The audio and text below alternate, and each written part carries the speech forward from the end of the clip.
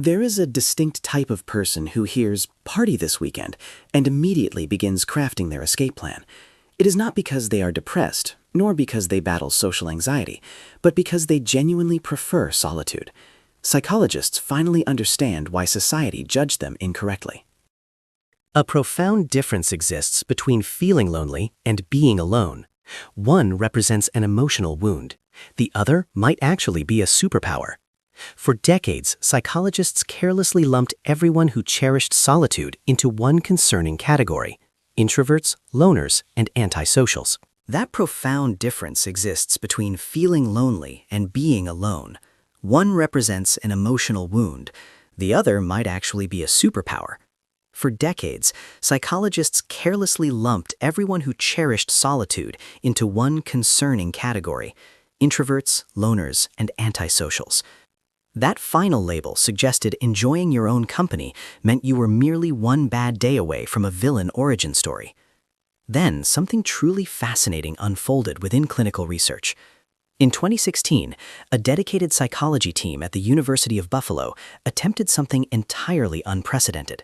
They asked a beautifully simple question. What if certain individuals simply prefer being by themselves? Not because they fear others, not because they are psychologically damaged, but because solitude genuinely makes them feel vibrant. They officially named this phenomenon unsociability. It is not antisocial, that implies active hostility toward others. It is not avoidant, which is fundamentally fear-based. Instead, unsociability is a calm, fiercely confident preference for your own company. When researchers studied these specific individuals, the plot twisted dramatically. They were thriving. Let us examine what actually happens inside their brilliantly wired brains. First, their dopamine system operates on a completely different frequency. Extroverts receive a massive hit of dopamine from social interaction, the booming laughs, the rapid energy exchange, the thrilling buzz of a crowd. Conversely, individuals preferring solitude possess a highly sensitive dopamine system. They reach optimal stimulation thresholds much faster. Think of it like a strict spice tolerance. An extrovert requires an entire jalapeno just to feel a spark. Conversely, a person who deeply loves solitude needs only one single flake of red pepper, and they are perfectly satisfied. But the neuroscience gets even more captivating. Their prefrontal cortex, the brain region responsible for deep thinking, intensive self-reflection, and complex problem-solving, displays dramatically heightened activity alone. They are absolutely not just blankly staring at empty walls. Their minds are throwing a massive, vibrant festival of brilliant introspection, profound creativity, and intricate mental processing. Furthermore, extensive creativity studies consistently prove that massive breakthrough ideas rarely happen inside noisy brainstorming sessions or chaotic coffee shops. They strike on quiet solo walks or at 2 a.m. alone. Albert Einstein notoriously produced his absolute best work completely alone. Isaac Newton did exactly the same. Virginia Woolf penned an entire essay titled "A Room of One's Own" precisely about this fundamental need. Maya Angelou famously rented a sparse hotel room exclusively to write in perfect solitude. Coincidence? I certainly do not think so. Before diagnosing yourself, because half of you are already whispering, "This is exactly me," let us firmly pump the brakes for a brief second. There is a deeply crucial distinction here. Are you actively choosing your solitude or secretly hiding inside it? Because here lies the uncomfortable truth. Some individuals use solitude as heavy armor, a thick shield against painful rejection, harsh judgment, and terrifying vulnerability.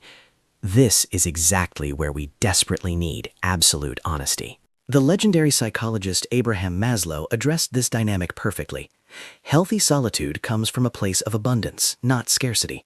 You enjoy being alone because you have experienced meaningful connections and know you can build them again. You are running toward yourself. The ultimate question is not whether you like being alone, but rather why you like being alone. If your genuine answer involves empowering words like recharge, create, think, or process, you are safely within that healthy unsociability zone. If your answer heavily features defensive words like safer, easier, or less painful, explore that. It is not wrong or broken. It is merely different, and perhaps worthy of a gentle conversation with someone you trust. But let us quickly pivot back to those individuals who genuinely thrive in profound solitude. They have brilliantly discovered that being physically alone is never synonymous with being emotionally incomplete. Think carefully about how modern society discusses relationships. Phrases like "my other half" or "you complete me" dominate our culture. We constructed an entire societal narrative insisting human beings are merely broken Lego pieces, desperately scouring the world for our one matching brick. But people who genuinely enjoy solitude confidently declare, "Actually, I am a whole set." Here is what makes that perspective fascinating. This is absolutely not arrogance. It is profound self-awareness. Groundbreaking research by Dr. Bella DePaulo revealed that single individuals embracing solitude frequently possess significantly stronger, deeper connections with their communities than their coupled counterparts. They never force one singular person to satisfy every need. They are consciously choosing. They intimately understand one crucially important reality. The actual quality of your solitary alone time directly dictates the ultimate quality of your active social time. Whenever you are properly recharged and wonderfully clear-headed from deliberate solitude, you undeniably show up far better in your interpersonal relationships. You are no longer emotionally depleted or harboring dark resentment.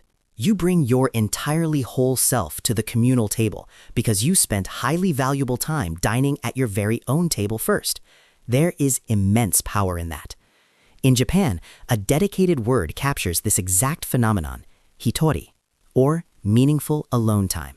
It is highly celebrated. You bring your entirely whole self to the communal table because you spend highly valuable time dining at your very own table first. There is immense power in that.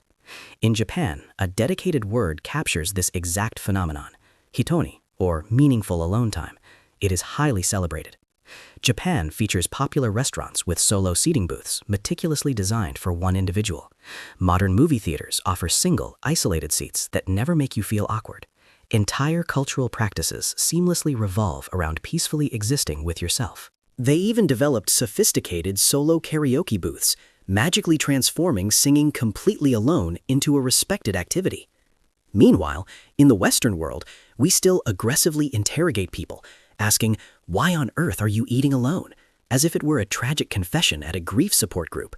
It is absolutely wild. If you deeply love being alone, consider this your official permanent permission slip. You are not weird, and you are categorically not broken. Your brain is biologically wired to seek profound restoration in quiet solitude. That fact is incredibly valuable. This loud world desperately needs grounded individuals who can comfortably sit with themselves, effortlessly think deeply without craving constant external stimulation, and clearly understand the difference between connection and codependency.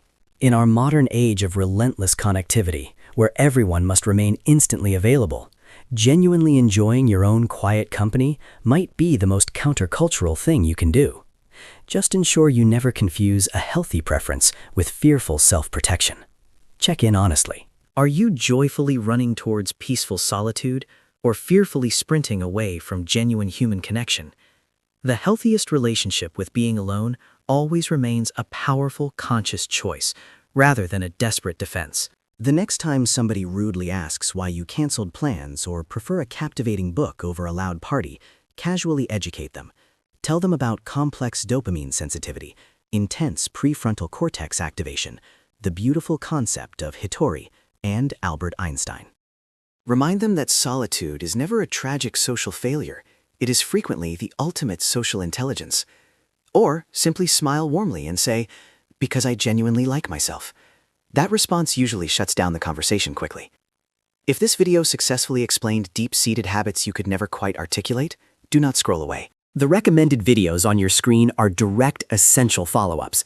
They brilliantly break down precisely why you recharge this specific way and how your complex brain actively processes external stimulation. They perfectly answer the lingering questions this video just raised. Enjoy.